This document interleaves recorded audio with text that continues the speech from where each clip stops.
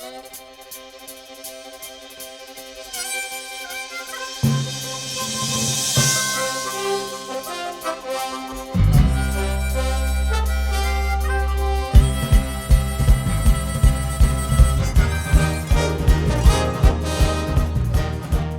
headed west, following the route of the pre-Amtrak California Zephyr, discontinued on March 22, 1970. Except we're looking only at freight trains in action, in spectacular western scenery. Where does the West begin? At the Mississippi River? We start our journey just east of there, at Cameron, Illinois, on the Burlington Northern. An eastbound Santa Fe piggyback train splits the wind on the track above.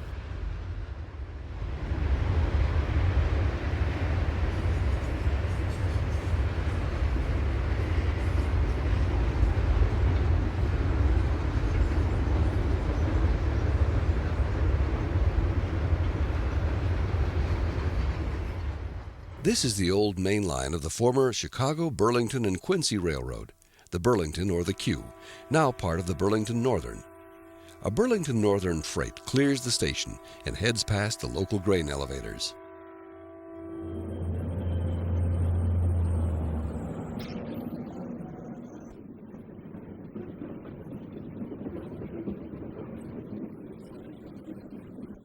The ubiquitous Western grain elevator gets its share of attention.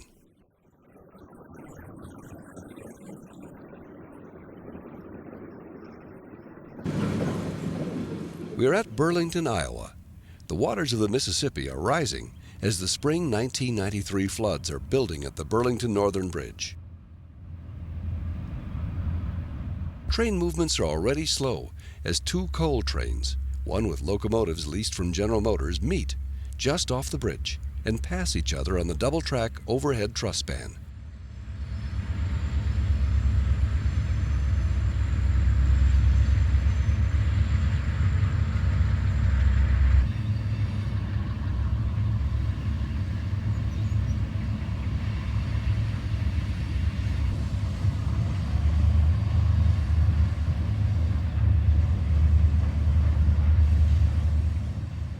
A broad sweeping curve just west of the river in Burlington, Iowa, gives the Burlington Northern the opportunity to show off some of its best, as a train made up predominantly of grain cars comes off the bridge.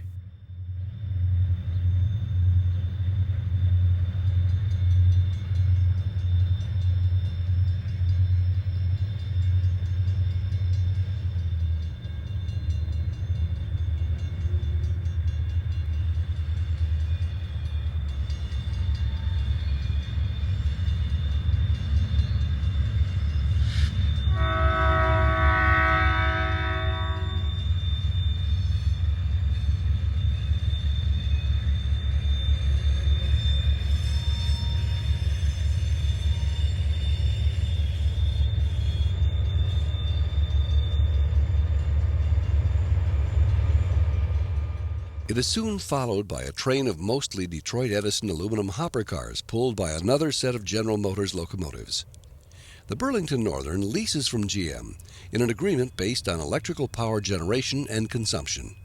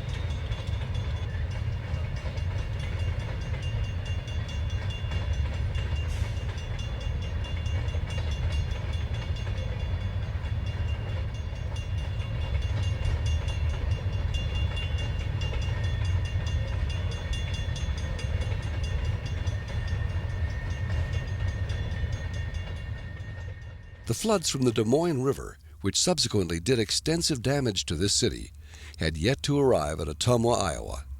Here, a unit coal train rolls through the passenger station.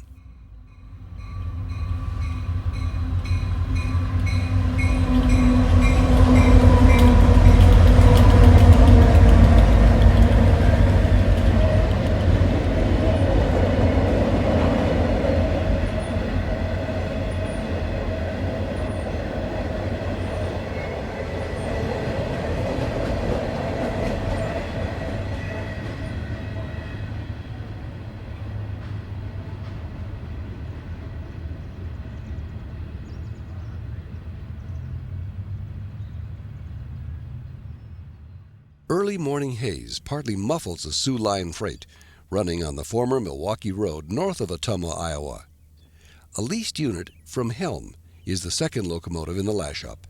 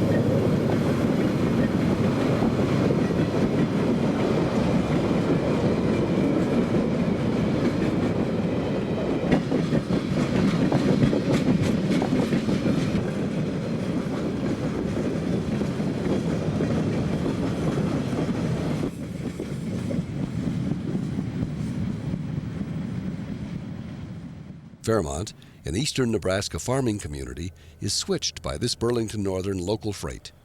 The train will be reassembled and head out of town.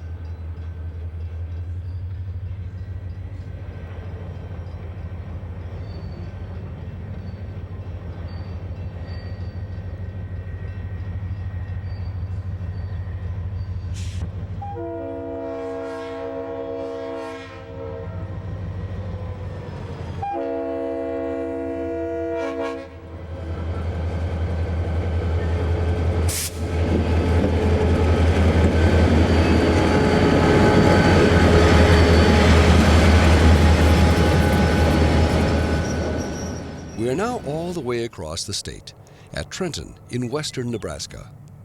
A westbound Burlington Northern container and piggyback train, number 181, rolls through the open prairie and doesn't waste any time doing it.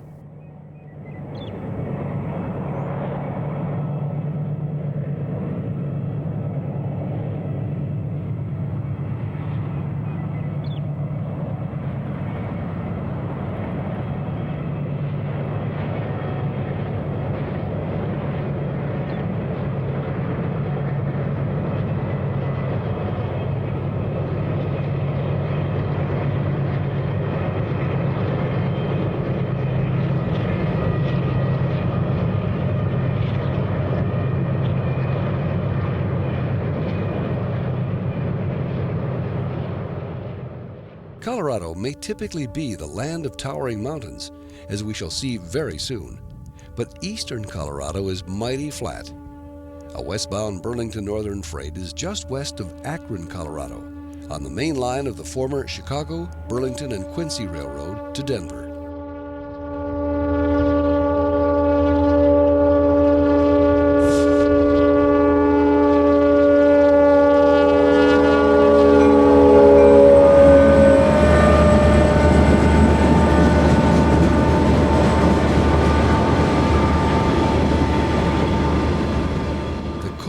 Flows from Colorado and Wyoming to the Midwestern Utilities electric power plants. What better way is there to end a dusty day of train chasing than to relax and watch a Colorado sunset? Colorado's joint line south from Denver to Colorado Springs and Pueblo plays host to 3 railroads: the Burlington Northern, Rio Grande, and Santa Fe. Its wide sweeping curves help to disguise some deceptively steep grades. Heavy train action is definitely not hidden on the joint line. This Rio Grande northbound light engine move, all 10 of them in one lash-up, is indicative of the power and action which can be seen regularly on the joint line. We are north of Palmer Lake. The rainbow of paint schemes is an example of how the Southern Pacific, which has taken over the Rio Grande, uses a variety of its own and leased or borrowed locomotives.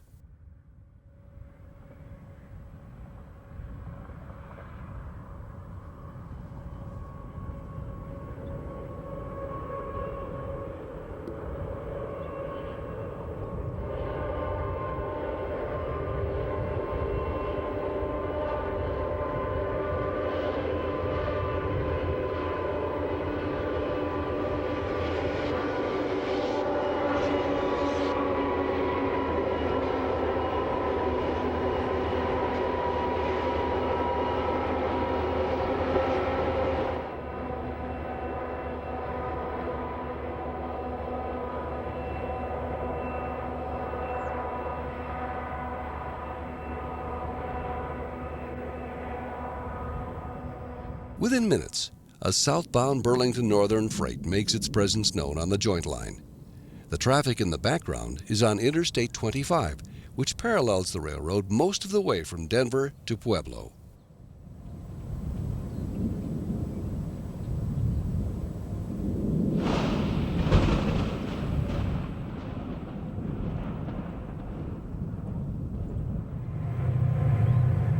The second locomotive is a cabless slug unit.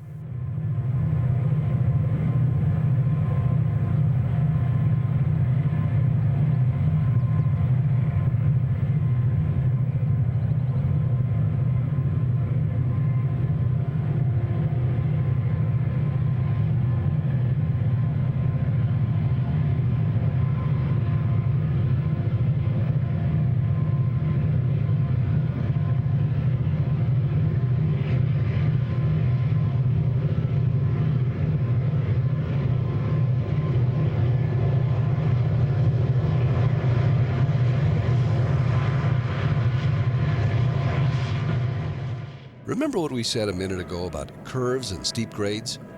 The dynamic brakes on these units are whining, almost howling in anguish.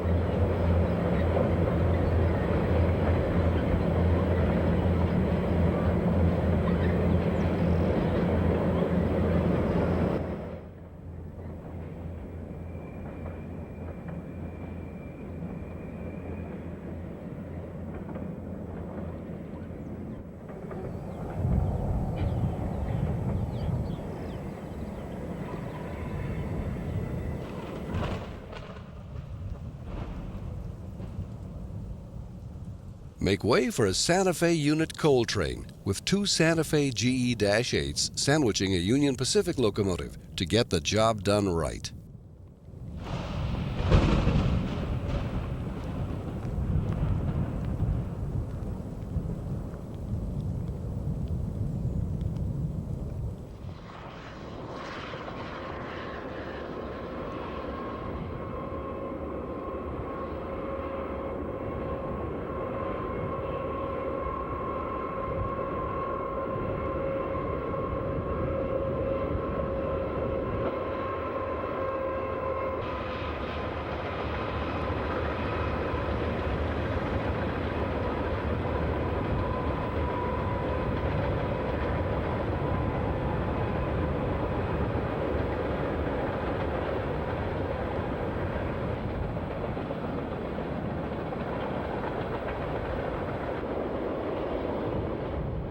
Winter Park, Colorado, and the west portal of the 6-mile Moffat Tunnel opened in 1928.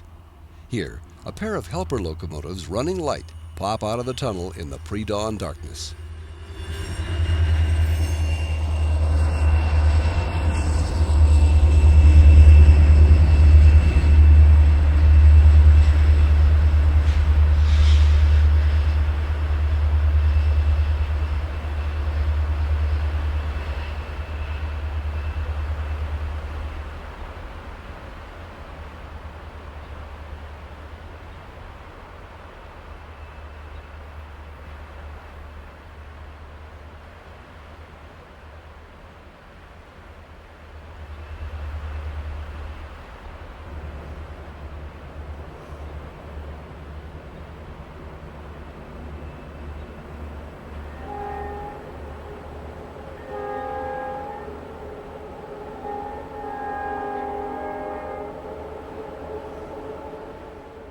There's still springtime snow at the higher elevations. No wonder Winter Park is the destination of the popular ski trains out of Denver. The morning light is starting to make its presence felt as an eastbound freight heads around the S-curve toward the west portal.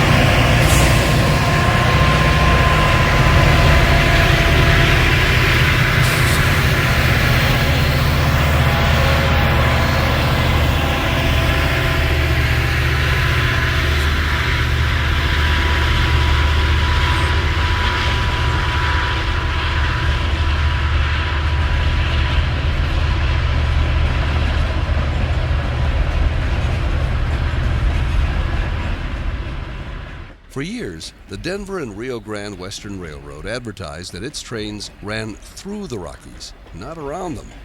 But they still do.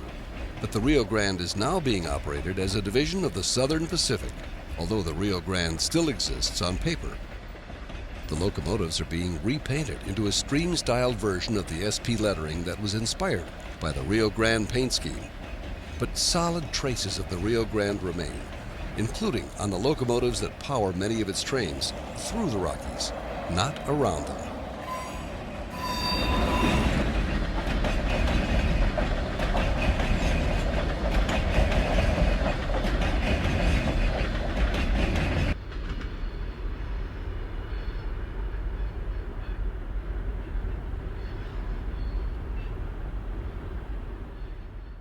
Fraser, the next siding west of Winter Park, soon witnesses the passage of an eastbound piggyback train.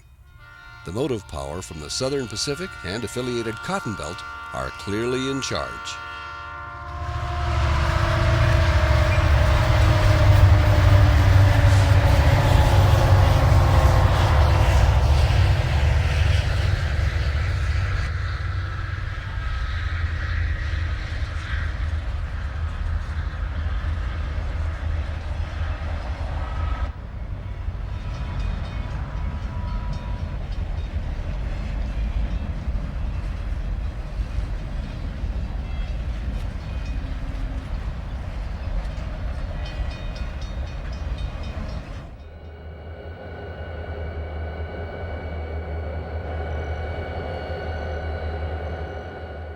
At least one steer is paying attention. The image of the Rio Grande is alive with this power lash-up on an eastbound coal train getting underway at Tabernash, the next signpost west of Fraser.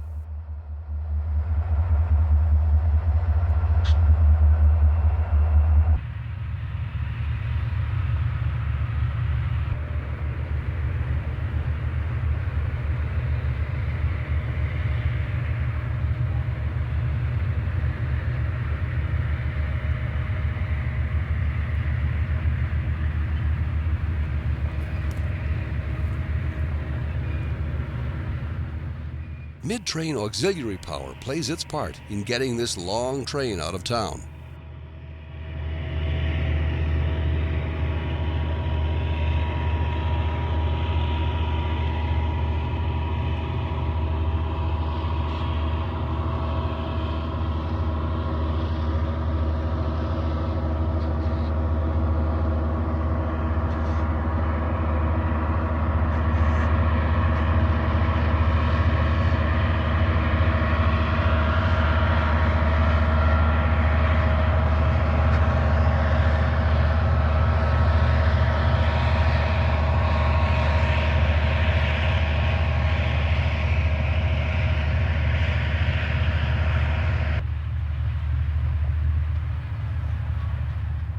Grande, Colorado plays host to an eastbound train, complete with a visiting locomotive from the east.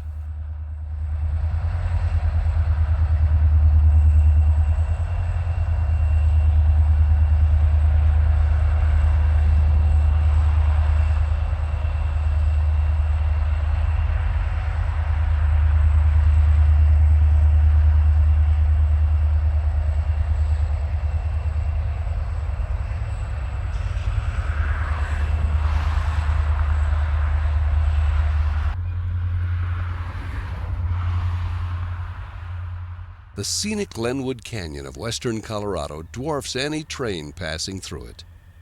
A westbound train of boxcars and piggyback flats comes around the sweeping double-track curve into Glenwood Springs and passes the station.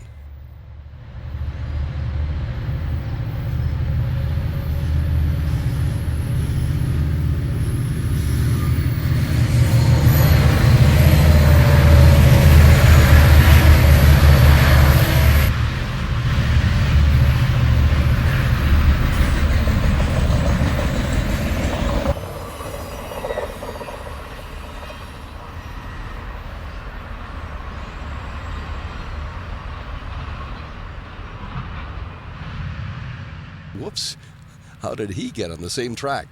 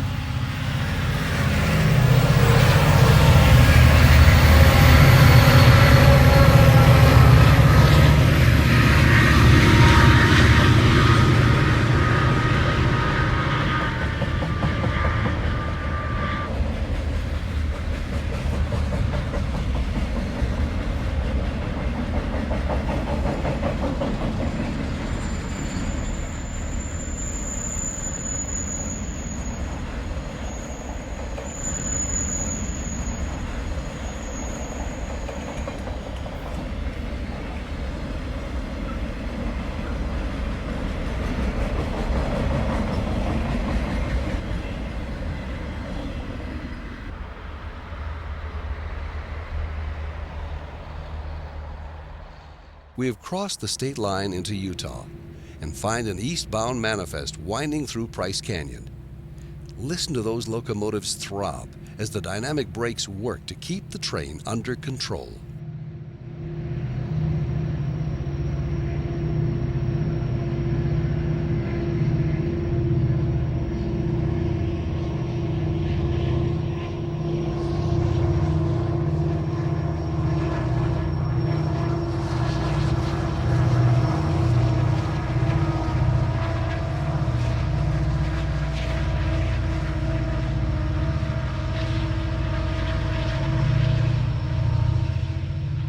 Into Cayune Tunnel it goes. There are twin tunnels here.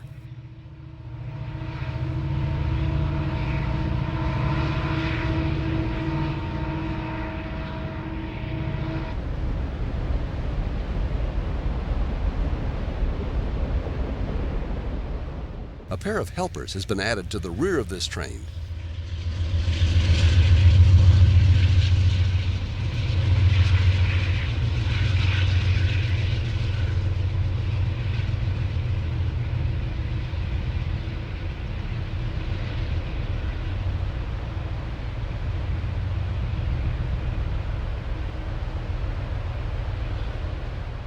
The fast-paced action continues without a let-up. An eastbound unit coal train rounds the curve and heads for Cayune Tunnel.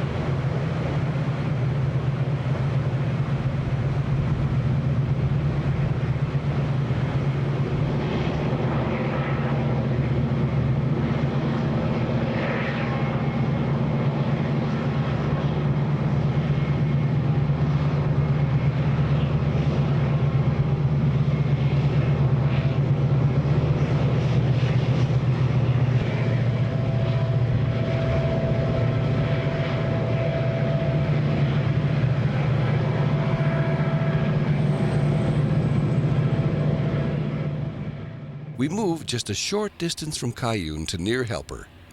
A westbound Utah Railway unit coal train comes around a sweeping 3-track curve. The Utah Railway has operating rights over the Rio Grande from its own rails near Helper to Provo, Utah.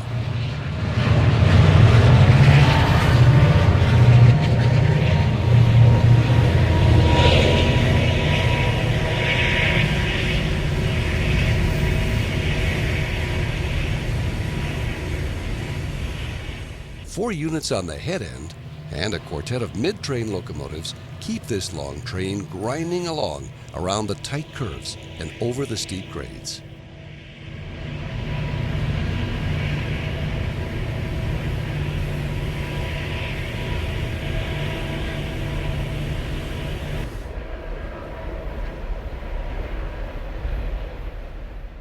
An eastbound Southern Pacific Manifest freight struggles up the 2% grade to Soldier Summit through the swirling heat.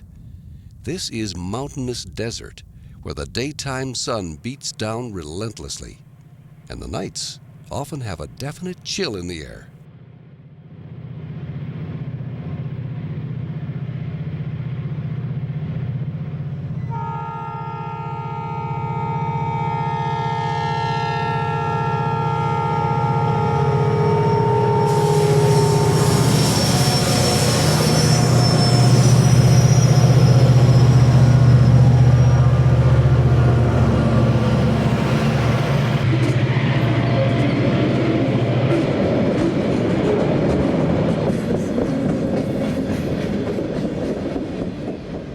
Here's another power display. A Southern Pacific Manifest freight with a leased unit in the lead struggles up the grade near Castle Gate to reach Soldier Summit.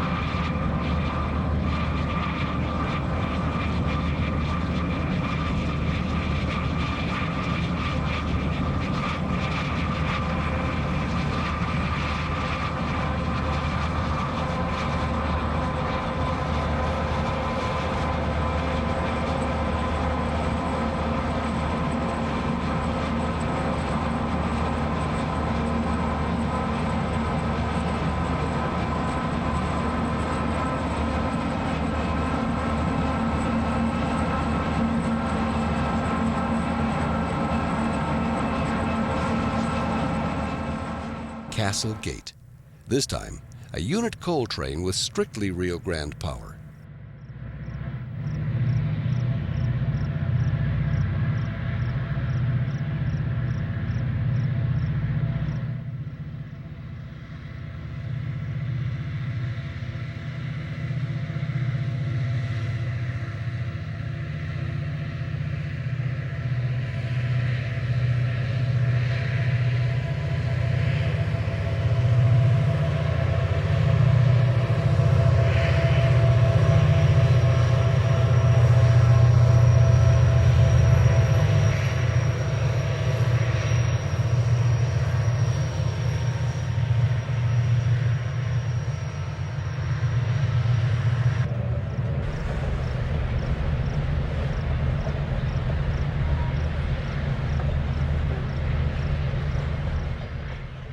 Mid-train units work to keep the slack bunched.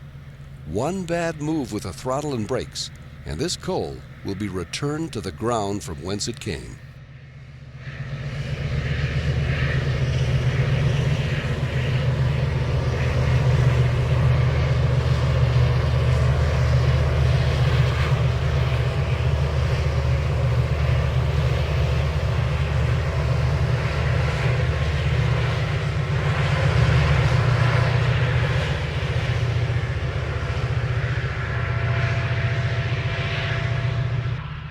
In a scene that appears to be almost lifted from a model railroad, a Rio Grande freight negotiates the S-curve past a coal mine at Castle Gate.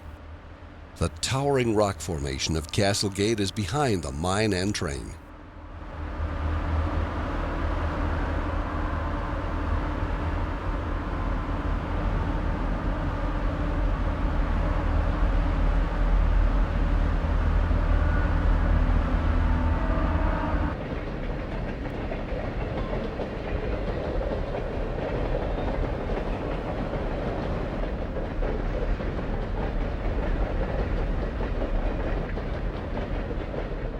Soldier Summit, a westbound Southern Pacific piggyback and manifest freight, crests the grade.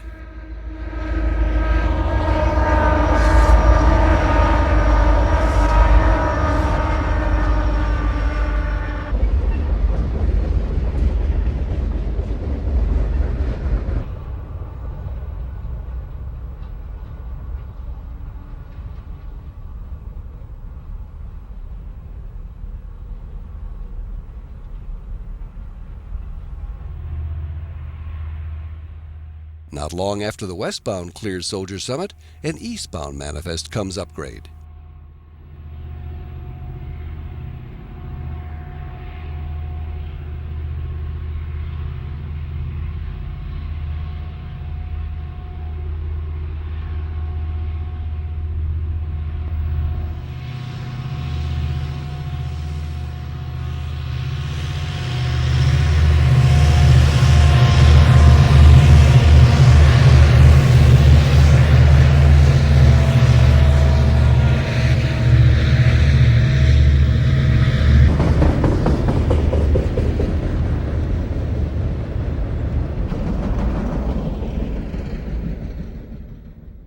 In April 1983, much of this landscape and the railroad was rearranged when a massive spring mudslide oozed down the mountainside.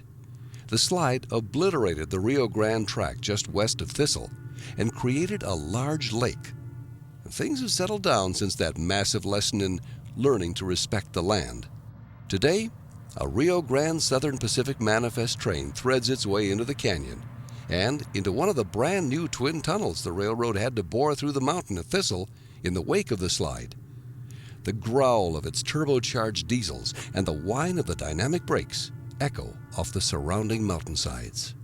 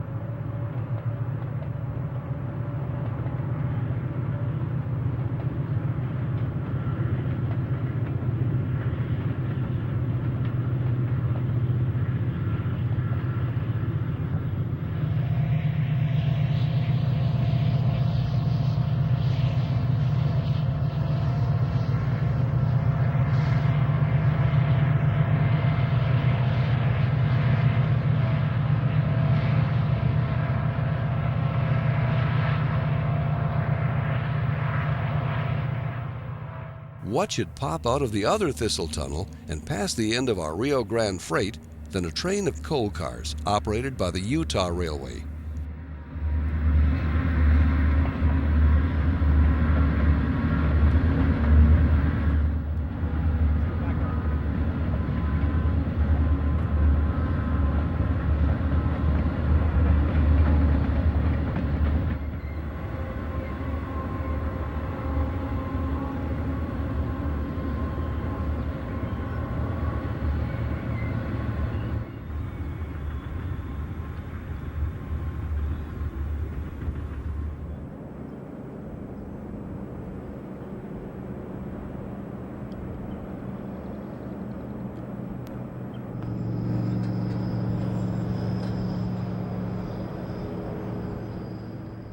A little further along, an eastbound manifest is in the siding, waiting for a meet with the Rio Grande Unit coal train.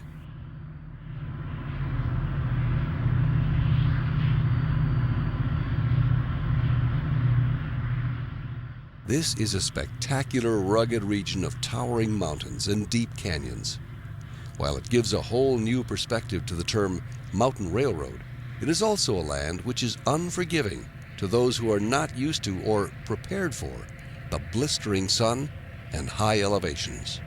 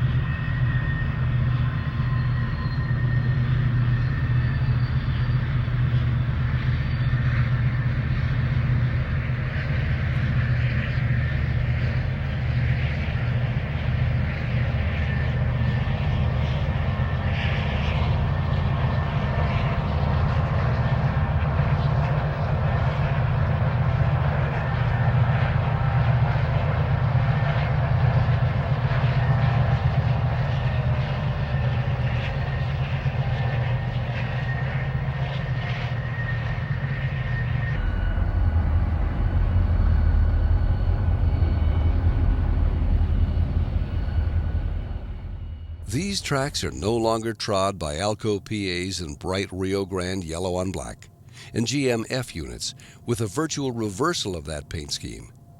Now, the Rio Grande gold is being slowly washed aside by an unrelenting tide of Southern Pacific red, dark gray, and white.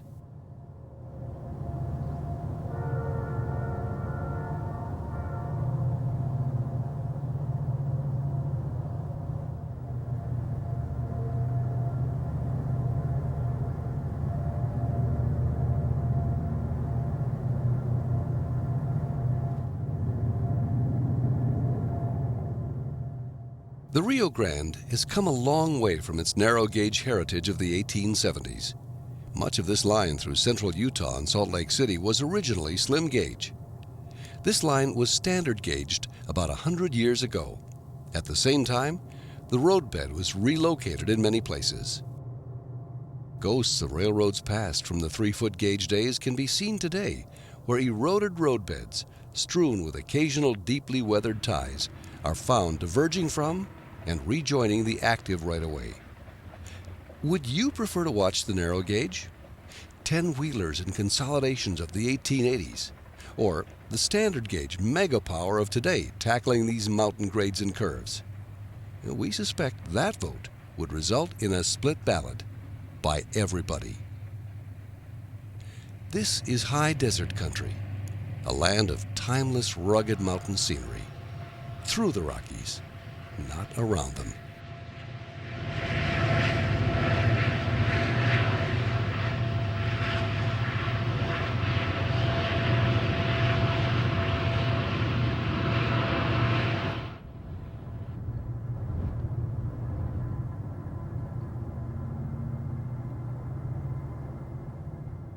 The Union Pacific provides a display of heavy power on the move as we pace a unit coal train near Interstate 80 west of Salt Lake City.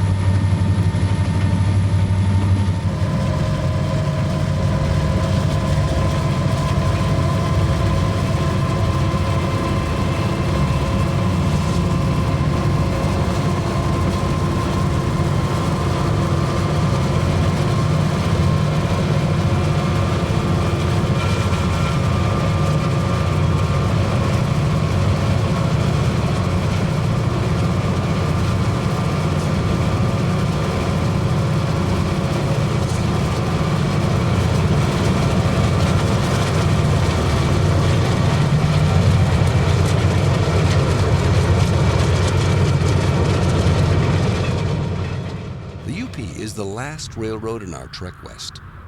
We encounter the railroad near Moat, Nevada, with a manifest freight.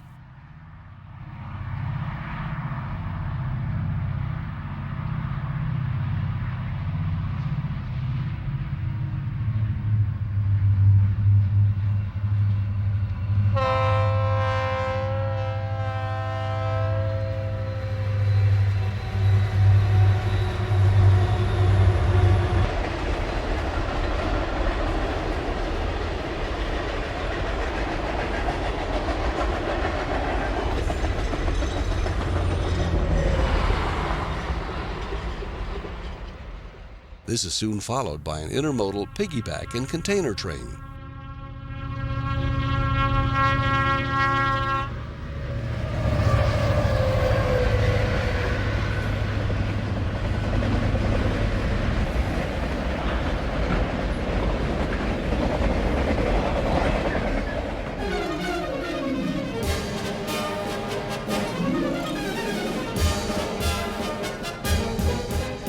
We're nearly in the shadow of 7,000-foot Beckworth Peak at the Clio Trestle west of Portola, California, on the former Western Pacific, now part of the Union Pacific.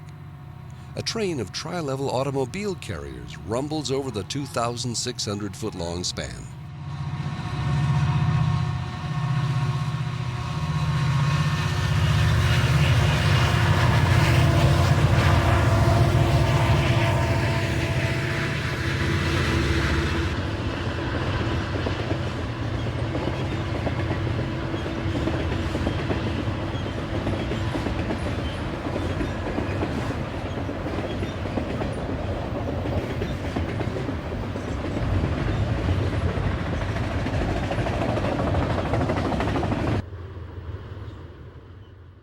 Fencing designed to detect rock slides is in place to protect Union Pacific trains, such as this eastbound double-stack container train pulled by General Electric Dash 8s. The train works its way around serpentine curves at the east end of the famed Feather River Canyon, west of Portola, California. Here is another memorable stretch of mountain railroading at its best.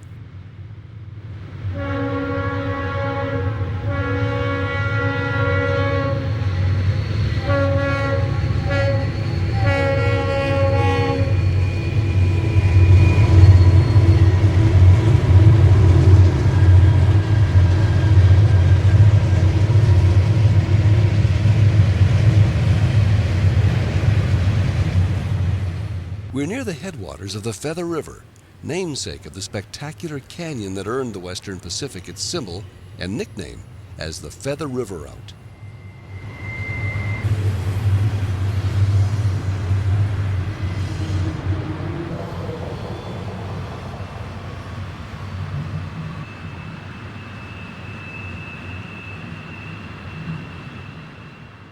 The walls of the canyon reverberate as a train pulled by a quartet of General Motors locomotives leads a westbound merchandise freight alongside a deceptively tranquil Feather River.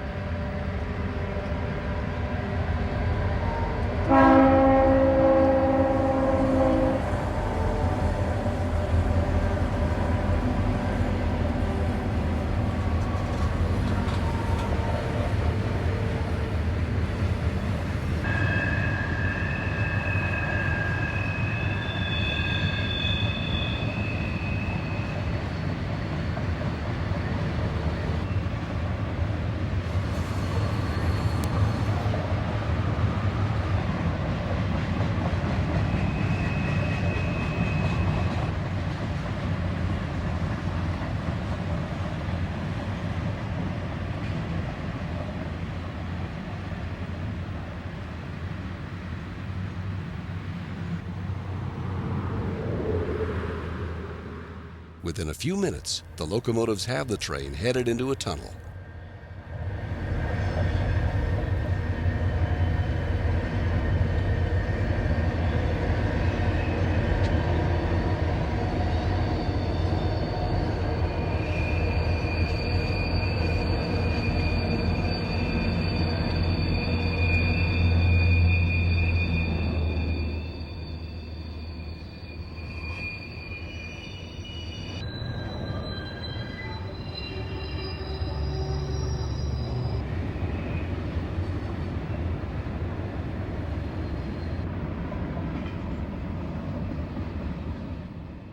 Another trestle a few miles to the west plays host to the same westbound manifest.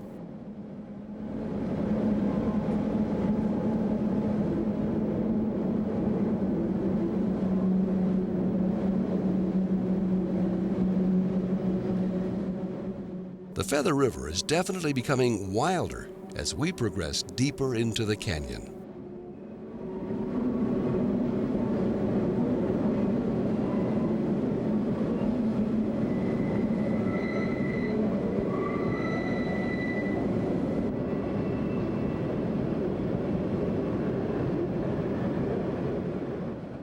Soon the train leaves a short tunnel and ducks into the lower level of a combined highway and rail bridge.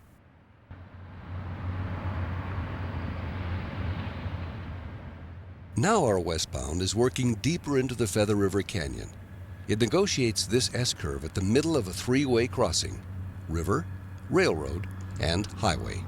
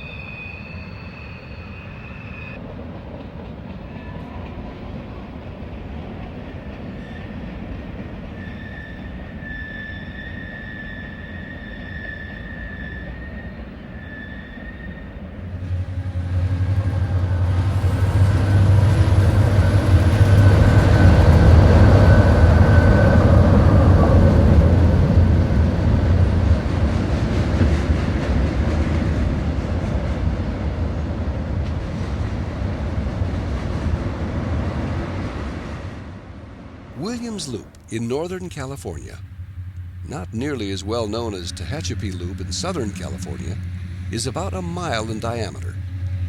The loop allows trains on the Feather River route to climb or descend a grade of only 1%.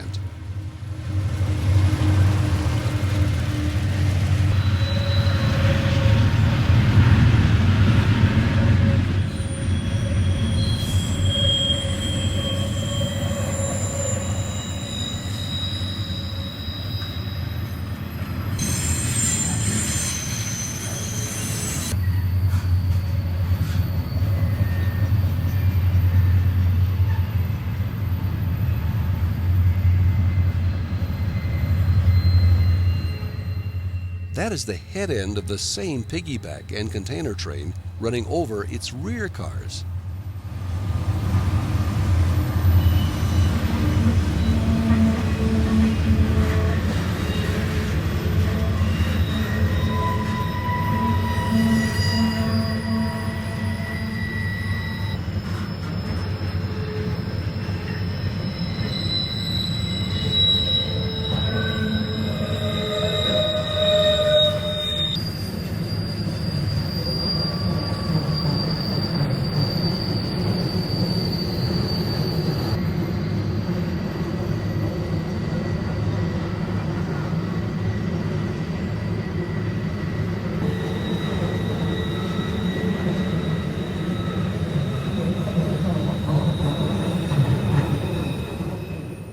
Soon, another piggyback train appears, powered by 3 Union Pacific locomotives and a unit from the Chicago and Northwestern. The Western Pacific, the last of the transcontinental railroads, was not completed until November 1st, 1909. With fierce rail competition all around it, the line had occasional brushes with financial disaster, but was finally absorbed by the Union Pacific on December 22nd, 1982. Within a little over 2 months, the UP had done a virtually complete job of submerging the colorful WP image. To see the image of the WP today, you need to visit the railroad museums at Portola and Sacramento.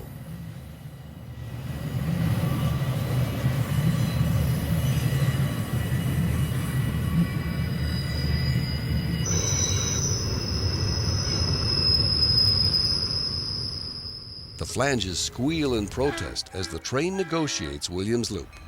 But this train is not long enough to duck underneath itself.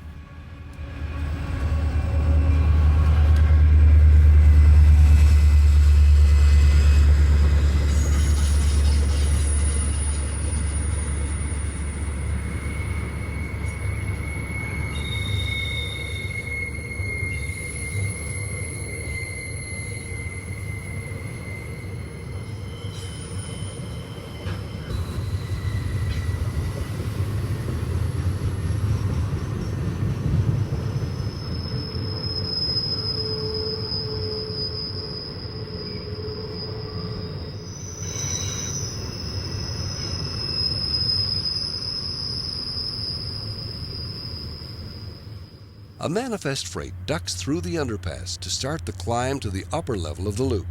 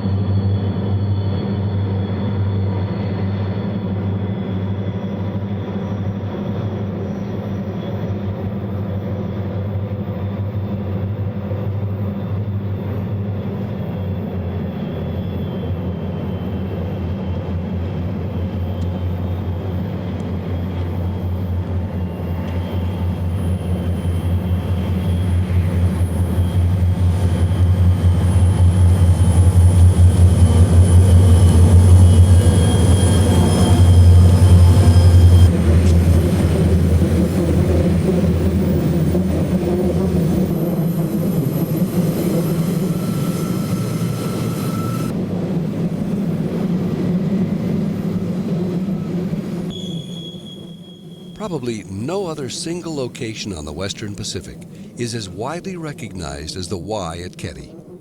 Keddy is a community named for Arthur Walter Keddy, a Scottish-born surveyor who founded the Western Pacific, almost in defiance of the legendary Big Four who built the Central Pacific. Keddy Y is particularly noted for having its legs atop towering trestles. It forms a junction between the former WP main line and the WP's inside gateway that extends north to Bieber, California. The route to Bieber taps the rail traffic destined to and from Oregon and Washington State. As an eastbound tri-level auto-rack train heads across the south leg of Keddy Y, our present-day journey along much of the route of the legendary California Zephyr draws to a close.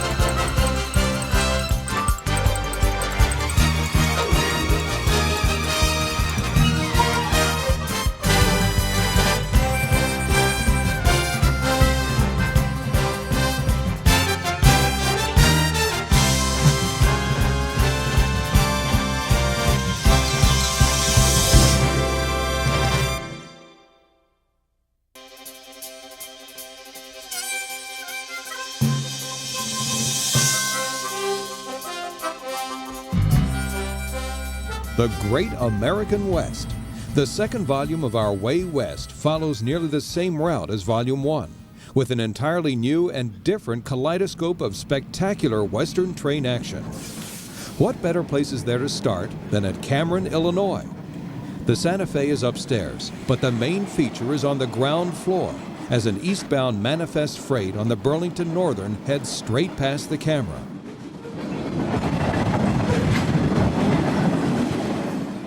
This scene starts with an almost eerie stillness, but soon comes alive as an eastbound Burlington Northern coal train drifts down grade at milepost 208 into Burlington, Iowa.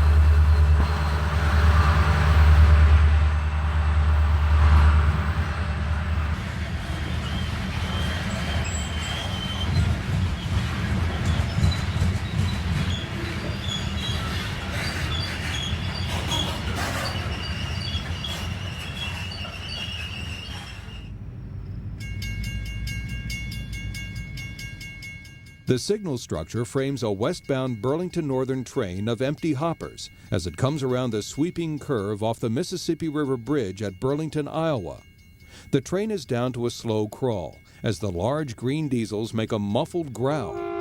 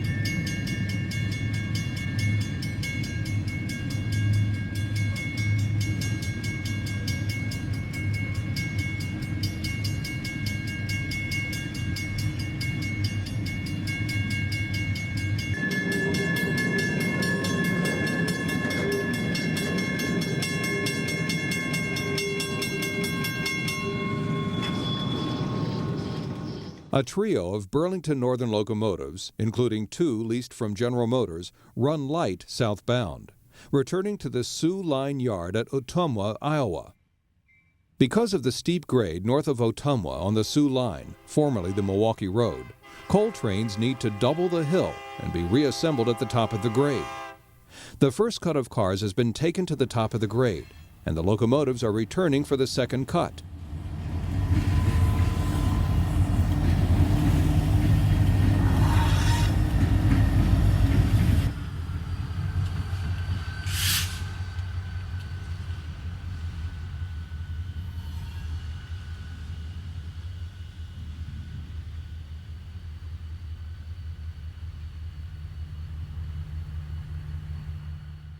The second of 2 cuts have been brought up grade. The 2 halves of the train have been rejoined, and the train now heads north.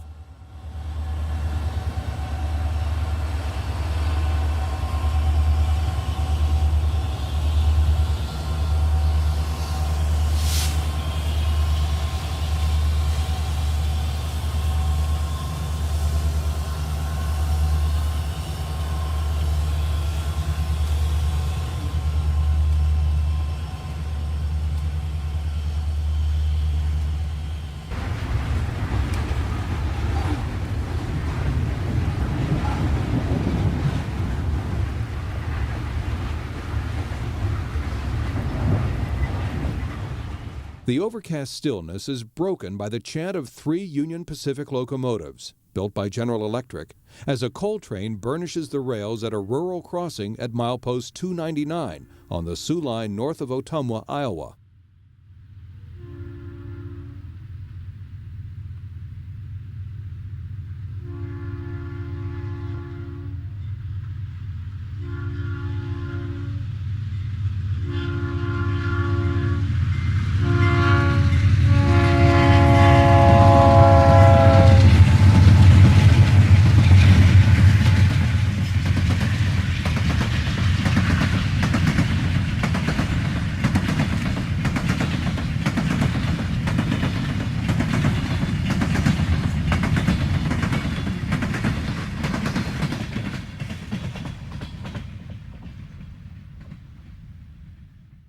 Our last scene in Iowa has eastbound Burlington Northern freight number 492 heading straight through the passenger station at Ottumwa.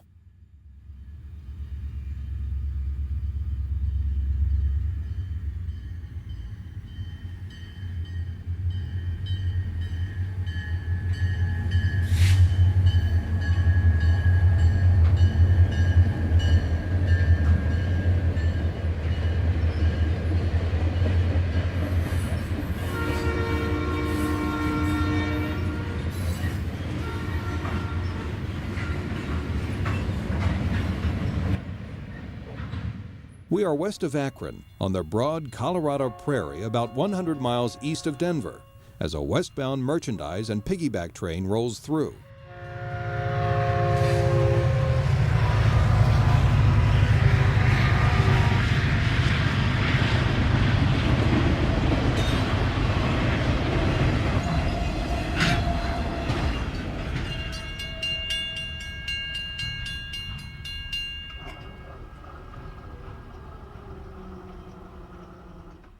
Westbound Burlington Northern train number 181 is in the siding west of Akron, Colorado, waiting for an eastbound.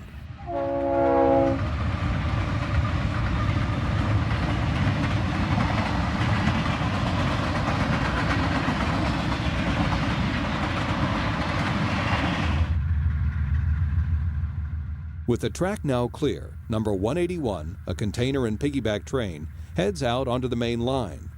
Watch the second unit smoke.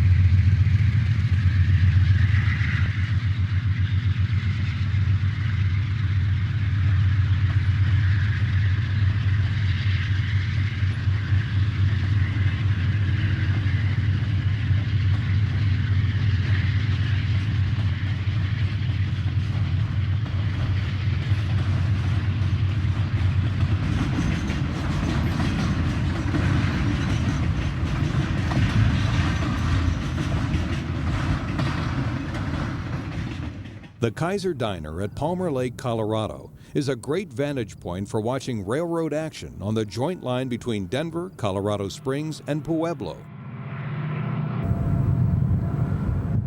We do not have long to wait as a northbound Burlington Northern double stack and manifest freight growls around the sweeping curve beside the lake.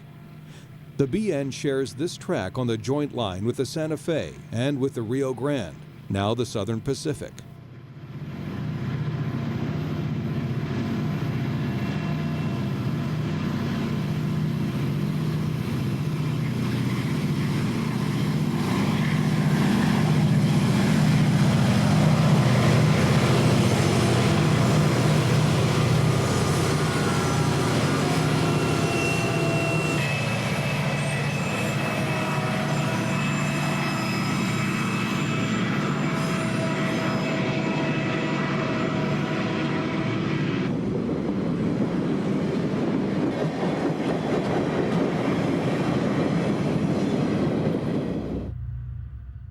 We are still at Palmer Lake as a Burlington Northern freight pulls into the siding and is soon met by a mainline general merchandise freight with a lot of empty cars.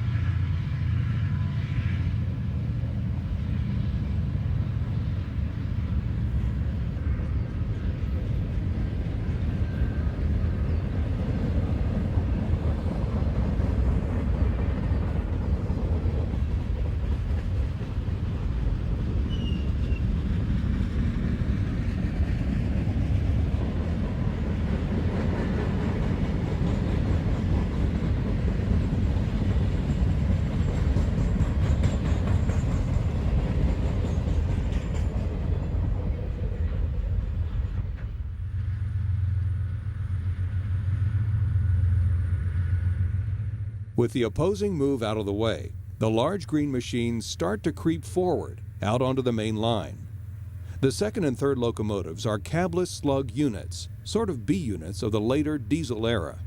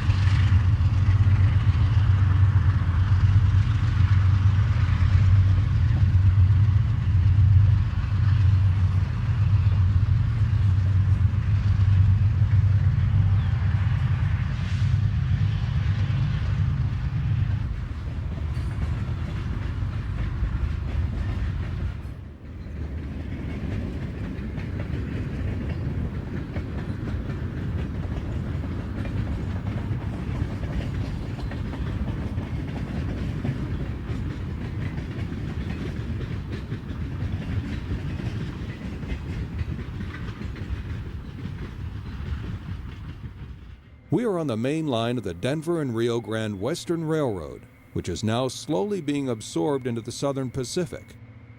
The famous Rio Grande ski train descends the Front Range east of Moffat Tunnel. The ski train runs from Denver to Winter Park, located at the west portal of Moffat Tunnel during the wintertime. This time it is running for a group of rail fans from the 1991 National Model Railroad Association convention.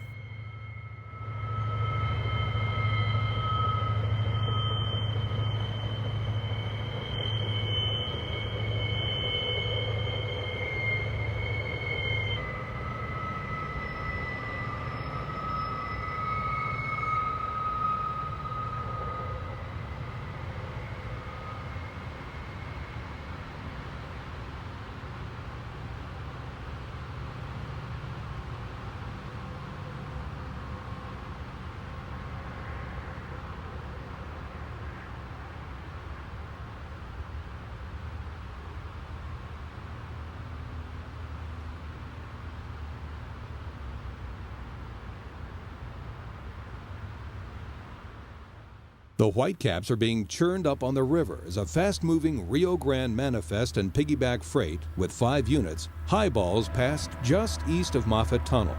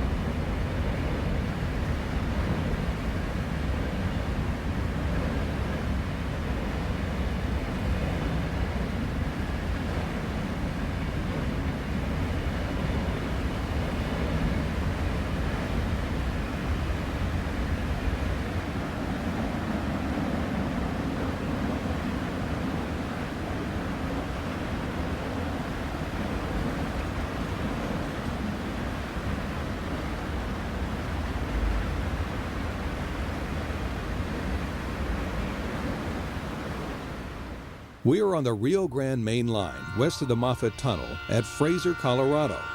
A hotshot Southern Pacific piggyback train scorches the ballast. Note the Rio Grande-inspired stream-styled lettering on the 2nd and 4th units. The ski trails at Winter Park form a backdrop to the train.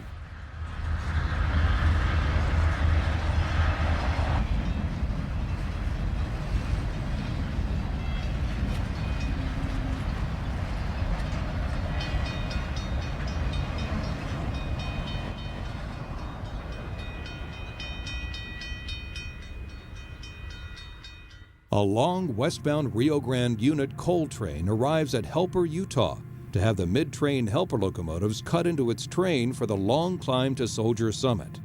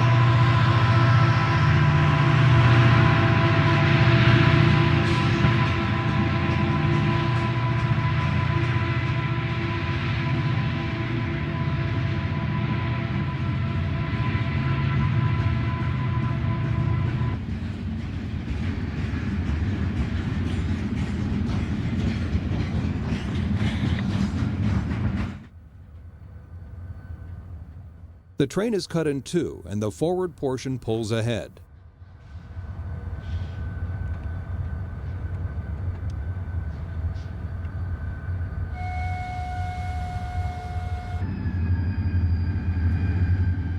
The helpers roll off the siding onto the main line, and then back down onto the rear portion of the train.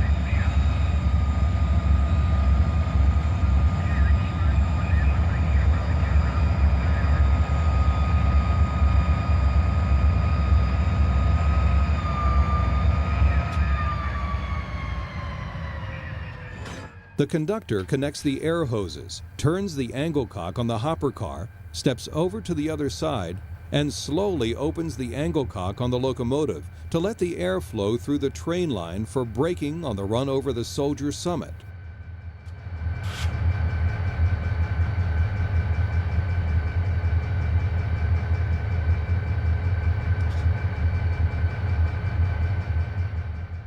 This same sequence is repeated numerous times daily at Helper, and another westbound train is ready to head up grade.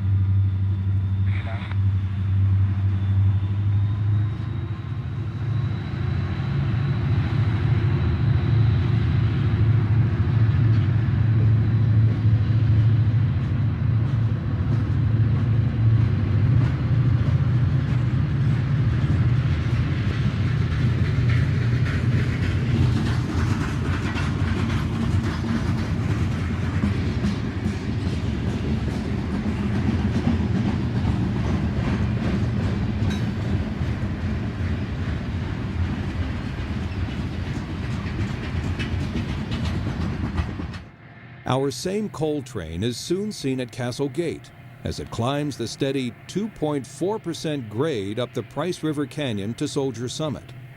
The units are clearly down on their knees in Run 8 and climbing.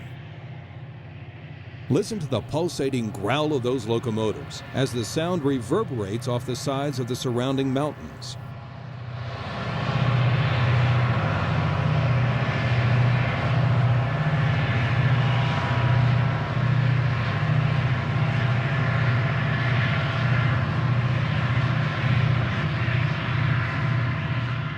The whine of the turbochargers add to the canopy of sounds, or noises, of action railroading in the Rockies.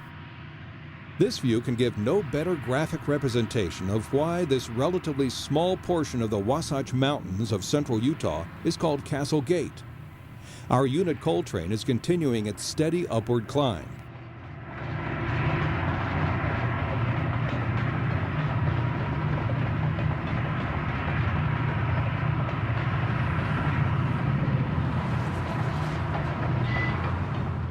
Train operations were eased considerably when double tracking of this portion of the Rio Grande was completed in 1913. Some of the grades and curves were eased at the same time.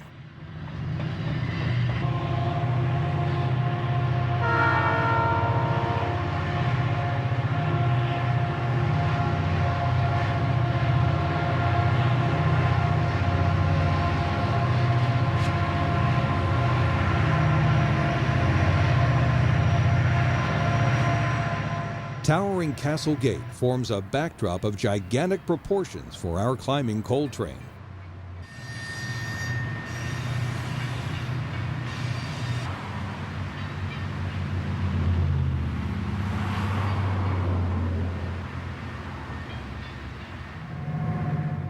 Our train has climbed through the pass at the base of Castle Gate and is now heading for Nolan.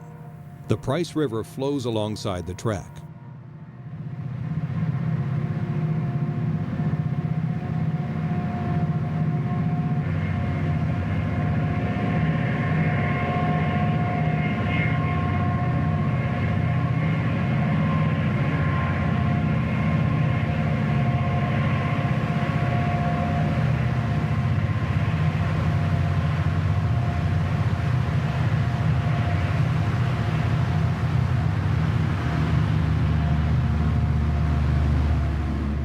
The arduous climb is far from over.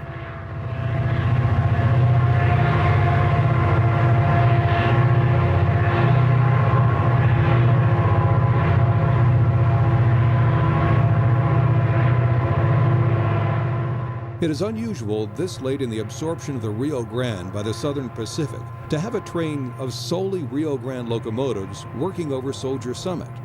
Surely by now, one or more Southern Pacific or Cotton Belt units would be included in most lash-ups.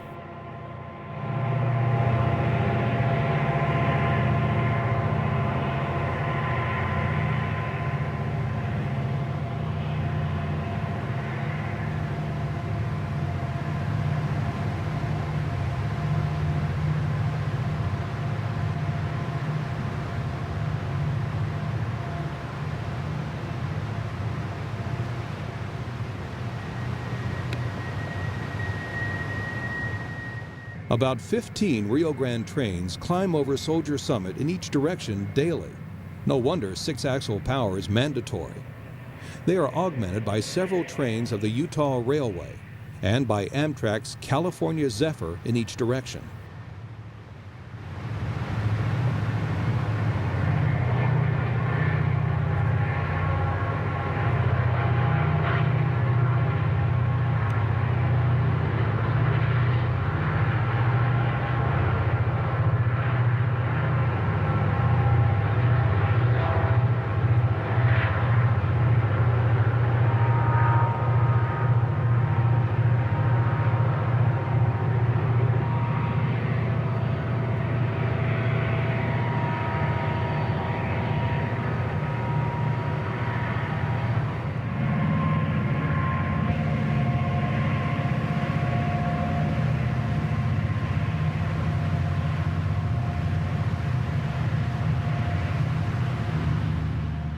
The train ducks into the short Nolan Tunnel and then continues its climb to Cayune Tunnel.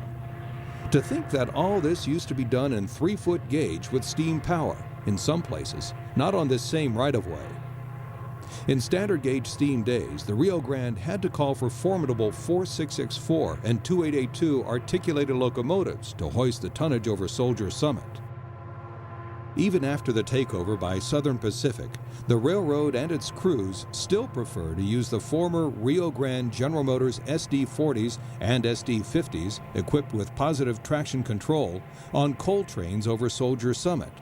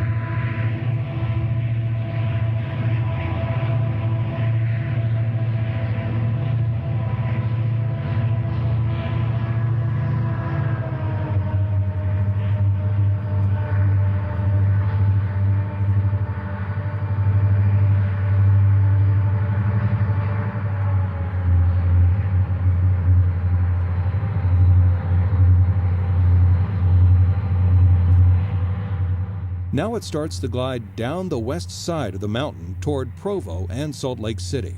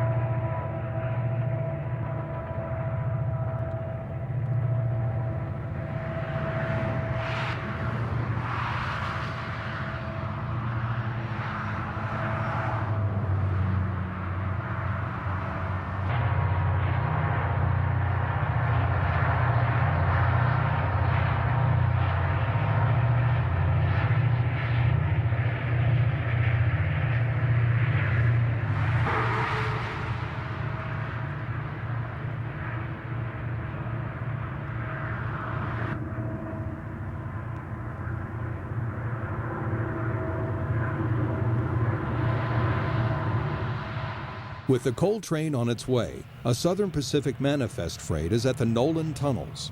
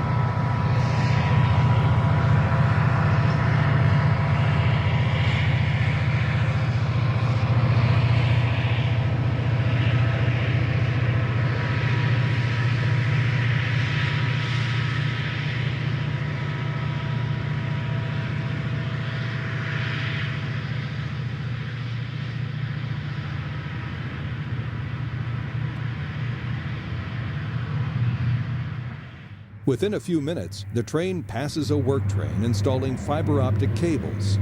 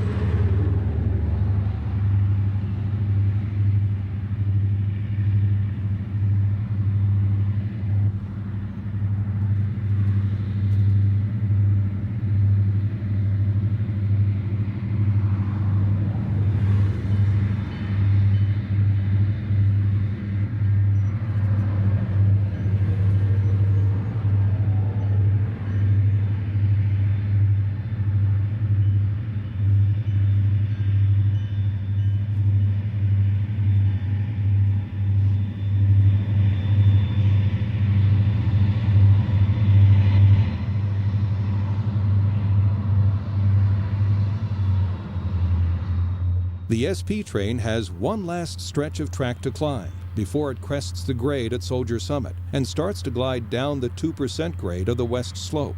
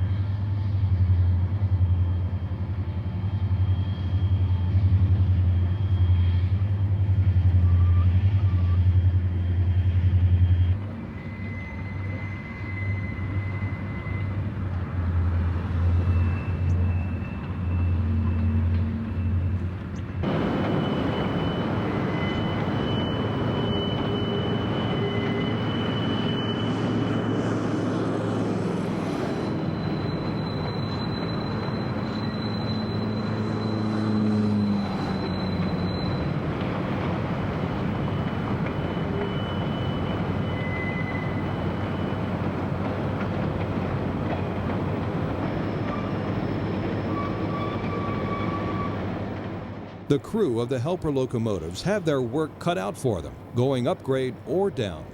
If too little pushing is done, they risk a stalled or broken into train. Too much pushing, particularly on the curves, can scatter freight cars all over the landscape. It takes a practiced left hand on the throttle, with the right hand firmly on the brake lever.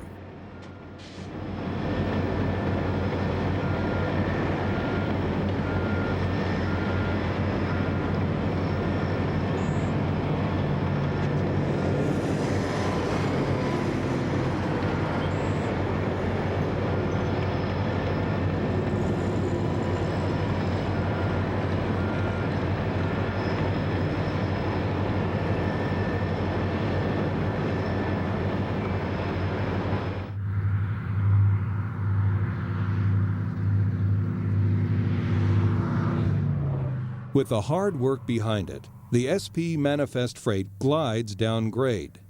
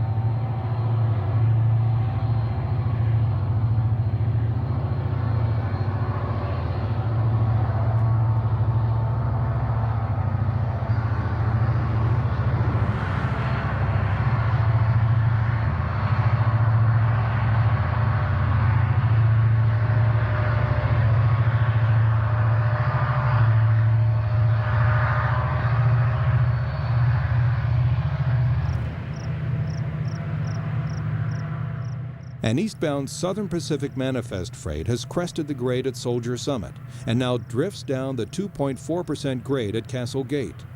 This train is not wasting any time.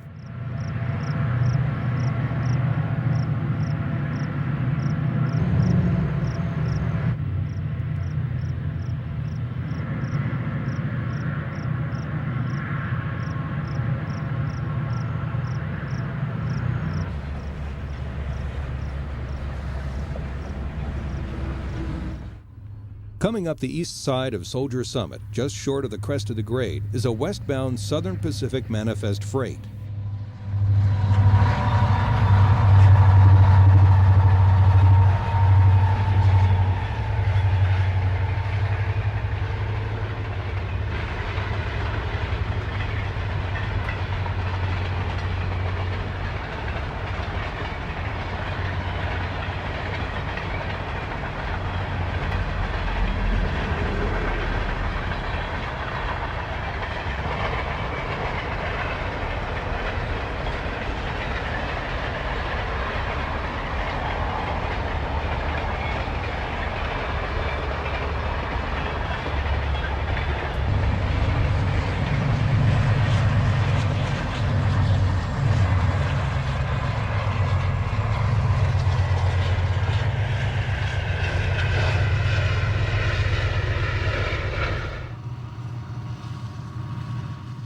An eastbound Rio Grande Southern Pacific Manifest freight crests the top of the grade at Soldier Summit, Utah.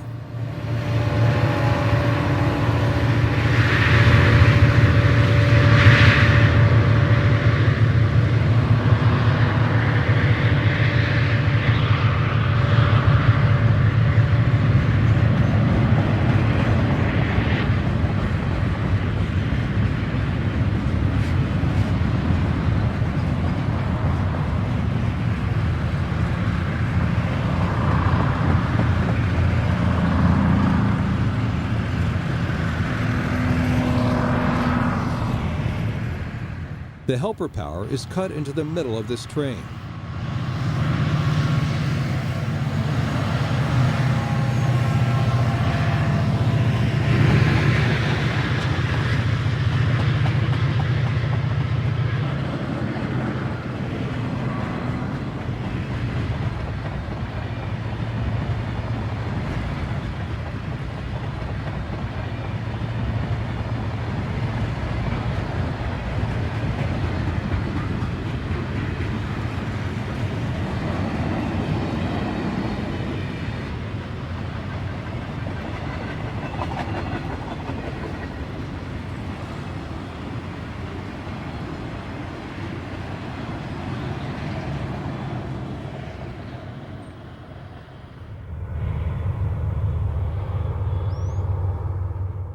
The barren mountain desert landscape is evident at Soldier Summit on the Rio Grande Southern Pacific.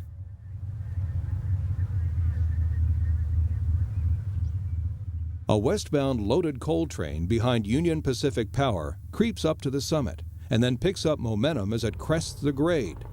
This train came from the Pleasant Valley branch and entered the Rio Grande main line at Colton, Utah.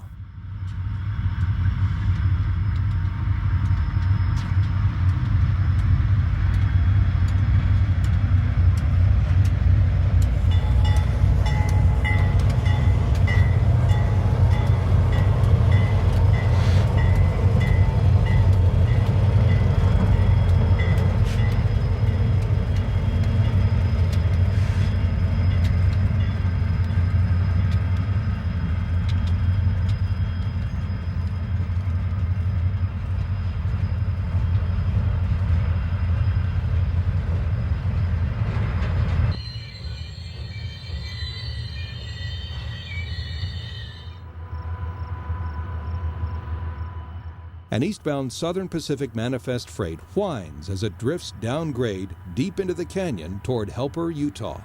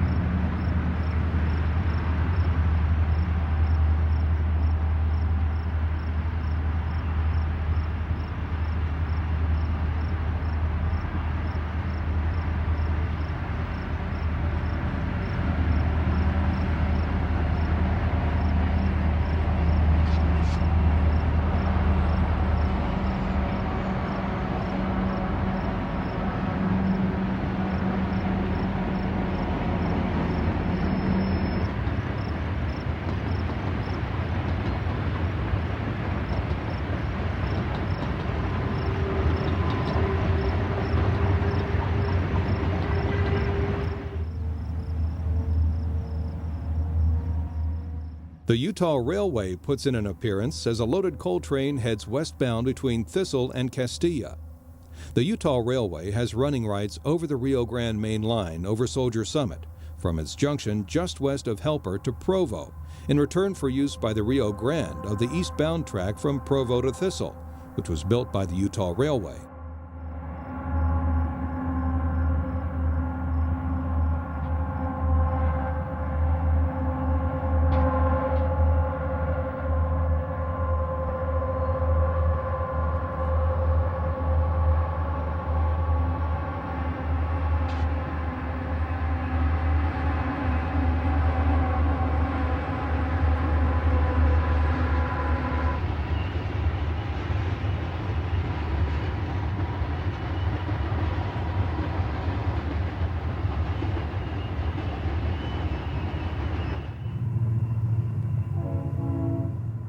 The Giluli Loops are a series of 3 sharp spiraling curves on the grade just west of Soldier Summit. An eastbound empty coal train with Union Pacific Power takes the loops in stride.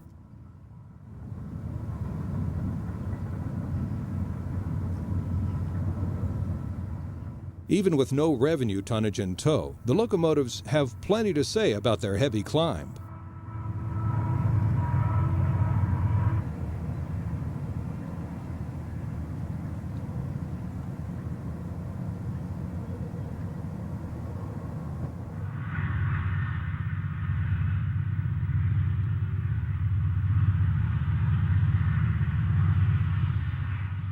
This is a vast, arid, mountainous region, seemingly designed to test the mettle and the metal of humans and of the best machines they can build.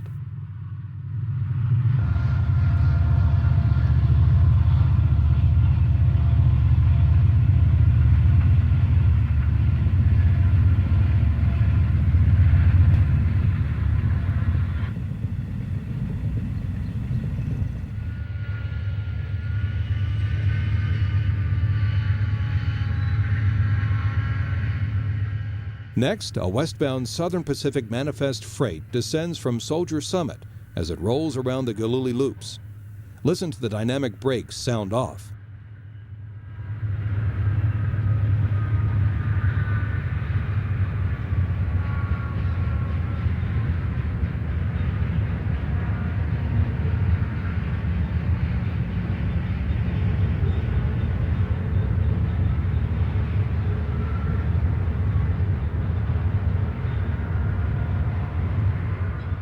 Articulated steam locomotives blasting their way up grade around the curves in this mountain vastness must have been a sight to see, with vast columns of acrid black smoke headed for the sky and a deafening sound to hear.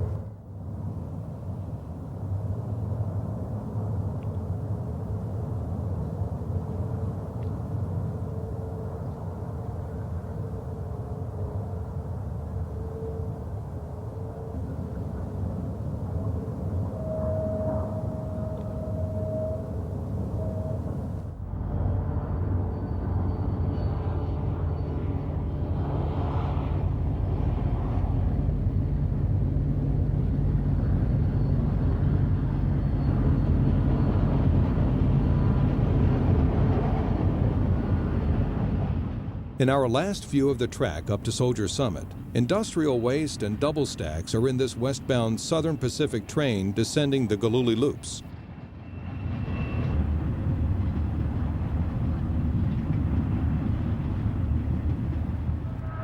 Wendover, Nevada is our next stop, where a westbound Union Pacific auto rack train rolls along west of the community.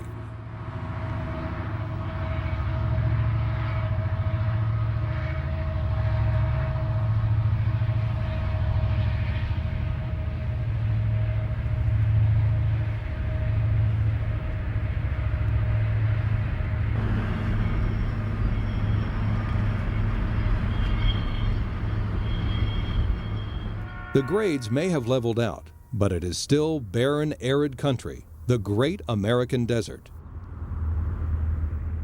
Lovelock in northern Nevada is the setting for a Southern Pacific Manifest freight on the SP's historic overland route from California, where rails were spiked down at the rate of at least several miles a day in 1868 and 1869, after the Chinese construction crews of the Central Pacific Railroad cleared the obstacle of the Sierra Nevada mountains.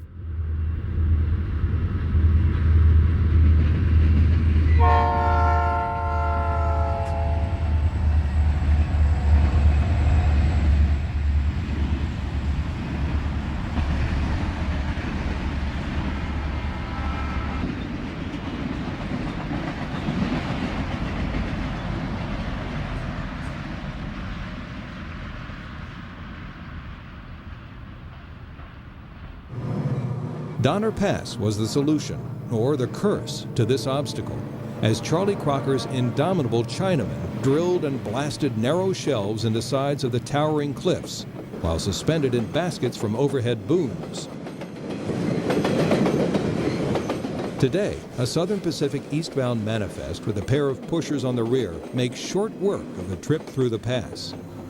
It is late spring. When winter comes, it is an entirely different story. Only a short snow shed protects the mouth of this tunnel. Until a very few years ago, the lengths of the snow sheds on Donner Pass were measured in miles.